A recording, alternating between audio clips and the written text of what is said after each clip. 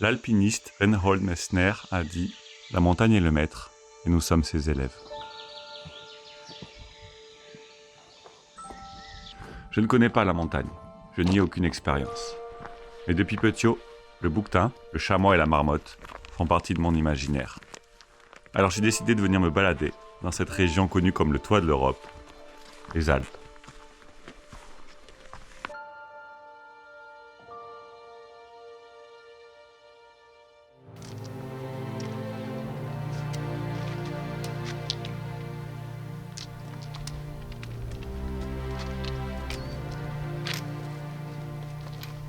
Je suis parti avec Thomas, accompagnateur en montagne, à la découverte des hauts plateaux du Vercors, la plus grande réserve naturelle terrestre de France métropolitaine.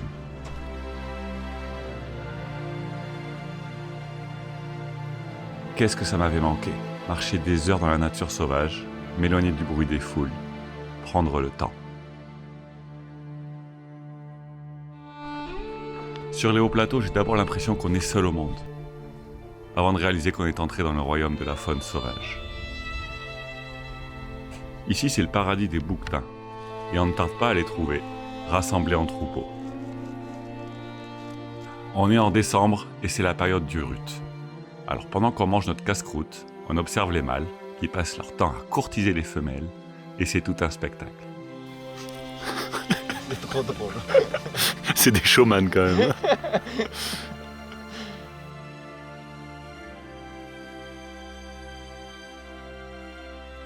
La compétition est parfois intense et entraîne des combats corne contre corne. Sur toute la saison, les femelles ne sont fécondes que pendant 24 heures. Et pour les mâles, c'est le moment à ne surtout pas manquer.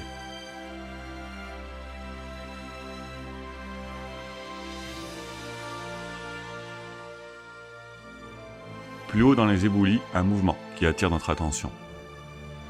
On a de la chance, ce sont des gypaètes barbus, le rapace le plus grand d'Europe. Il ne reste que 80 couples en France et l'un d'eux se trouve devant nous. Thomas m'explique qu'ils sont capables de briser les os des carcasses pour atteindre la moelle osseuse dont ils se nourrissent.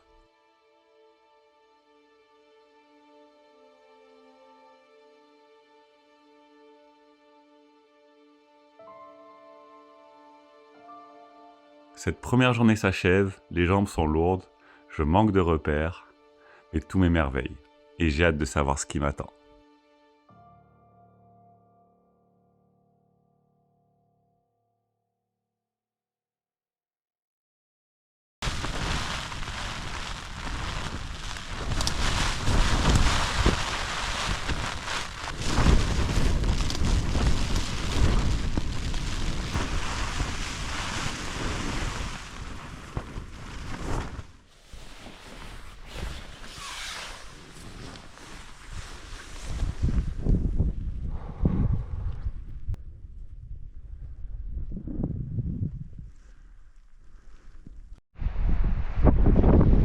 La première nuit a été compliquée. Pluie, vent en rafale, tente qui prend l'eau et très peu de sommeil. Mais le temps change vite en montagne. Le soleil finit par apparaître et nous aide à nous réchauffer. Alors on décide de profiter de cette fenêtre pour grimper en altitude et voir ce qui se passe plus haut.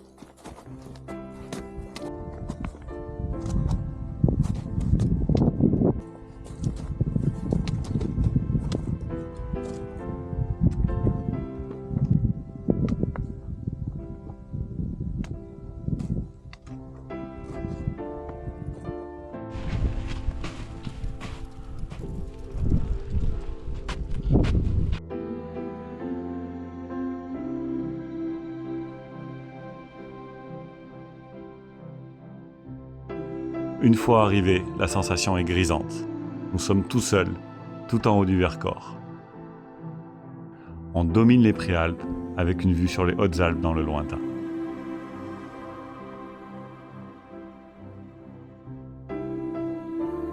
Ici, la neige résiste de moins en moins aux températures hivernales trop chaudes pour la saison. Preuve d'un réchauffement climatique qui s'accélère et qui menace la vie en haute altitude. Au milieu de la neige et de la roche, une boule de plume, presque invisible. le lagopède change son plumage pour devenir tout blanc pendant l'hiver. Mais le manque de neige peut être mortel pour cet oiseau qui ne peut plus se cacher de ses prédateurs.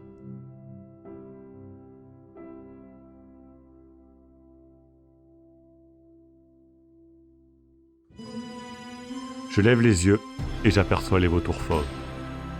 Alors qu'ils s'approchent, je les vois utiliser les courants thermiques pour s'élever dans les airs, puis chercher des carcasses d'animaux en planant.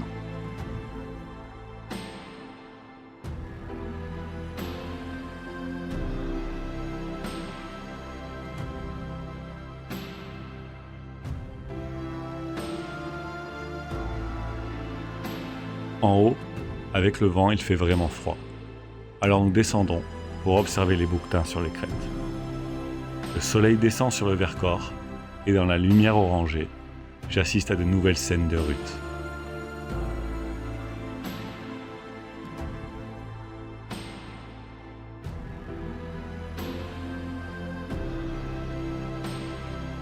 Incroyable de se dire que cette espèce a failli disparaître de ces montagnes et que seule sa réintroduction et l'arrêt de sa chasse ont permis sa présence aujourd'hui.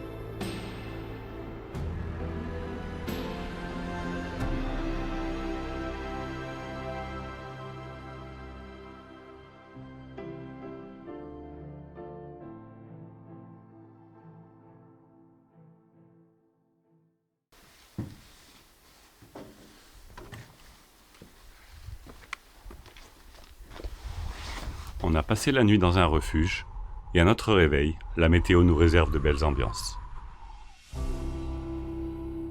C'est mon dernier jour dans le Vercors, mais avant les longues heures de marche qui nous attendent, nous allons dire bonjour aux bouquetins.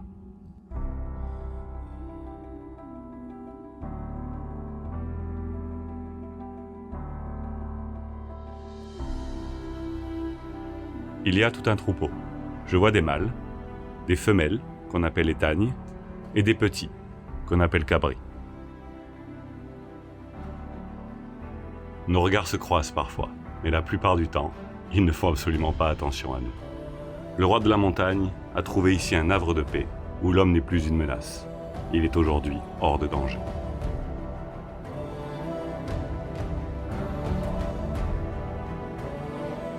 Et c'est déjà le temps de prendre le chemin du retour. Les paysages se succèdent, les heures de marche s'enchaînent, toujours sans croiser personne.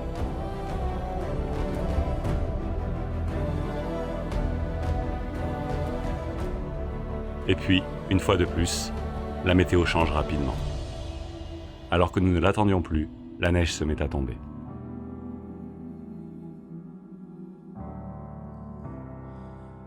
Au milieu des flocons, Thomas repère quelque chose qui bouge. Un renard roux, qui était en quête de nourriture et qui semble aussi surpris que nous par ce changement soudain.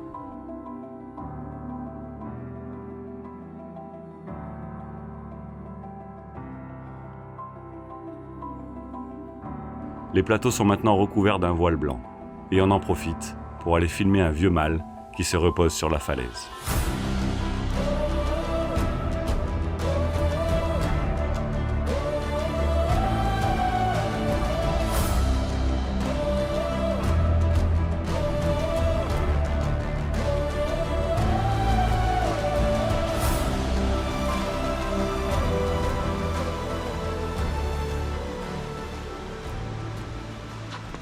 Et alors que nous allons quitter les hauts plateaux, tout se précipite. Des traces dans la neige fraîche, elles n'ont que 30 minutes au maximum. Je l'avais presque oublié, on est sur le territoire du loup, et ce sont bien 5 loups qui viennent de passer par là. On se lance sur leurs traces. Mais très vite, il faut se rendre à l'évidence, ils ont disparu dans ces étendues sauvages. Quelle excitation de savoir qu'ils sont passés aussi près, et quel incroyable dernier moment avec Thomas et le Vercors.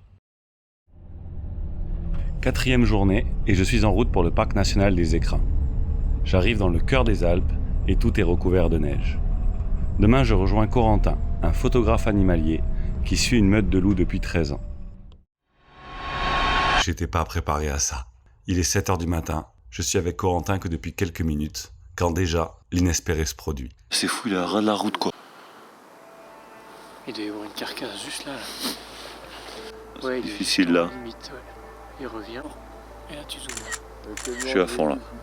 Ah oui, je l'ai. Putain. Un loup se trouve au bord de la route à 400 mètres de nous. Ce sont les amis de Corentin, un groupe de passionnés du loup, qui l'ont repéré à la caméra thermique quelques minutes plus tôt. En fait, il y a 4 loups, mais ils sont maintenant trop loin pour ma caméra. Quelque chose s'est passé ici cette nuit, alors je suis Corentin pour essayer de comprendre.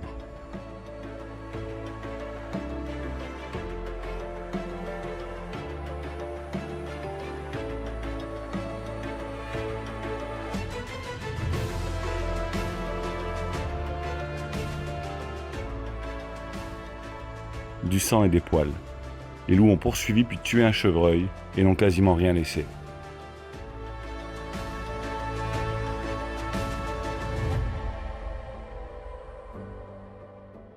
La caméra thermique nous confirme qu'ils sont là, un peu plus loin, en train de dormir et de digérer leur repas. Pour ne pas les déranger, Corentin décide de ne pas tenter d'approche, mais de faire le guet depuis les hauteurs de la zone. Les heures d'attente défilent, mais ce jour-là, les loups ne se réveilleront qu'à la nuit tombée, et nous n'observerons qu'un renard attiré par le sang du chevreuil.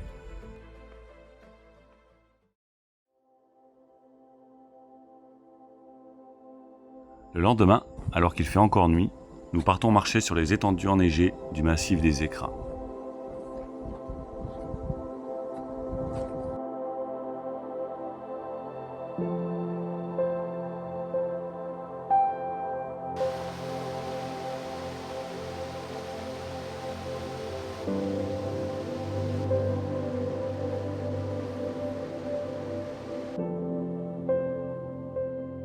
Malgré le froid, la vie est bien présente.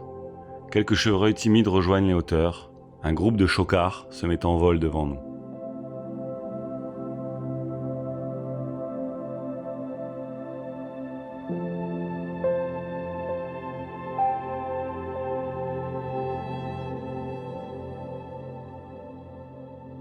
Nous rencontrons un petit groupe de bouquetins, plus timides que dans le Vercors. Et si les loups étaient toujours dans les parages ?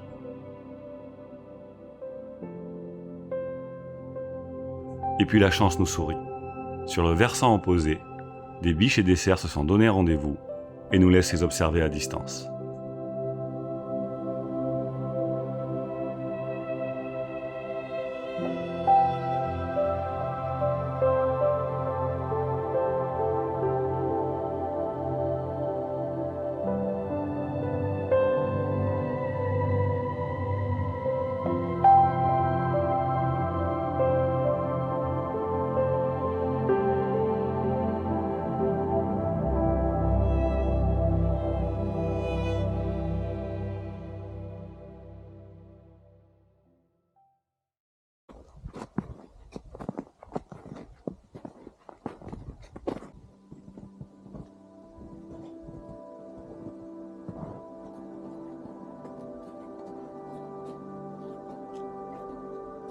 Dernier jour dans les Alpes, et le soleil revient.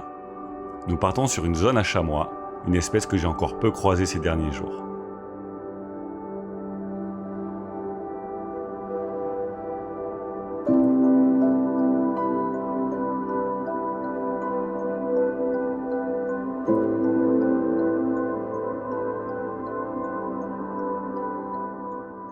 En hiver, les chamois passent la plupart de leur temps à se reposer et à se nourrir, afin de conserver leur énergie pour affronter les basses températures. Alors avec Corentin, on met toute notre attention à se montrer le plus discret possible afin de ne pas les déranger.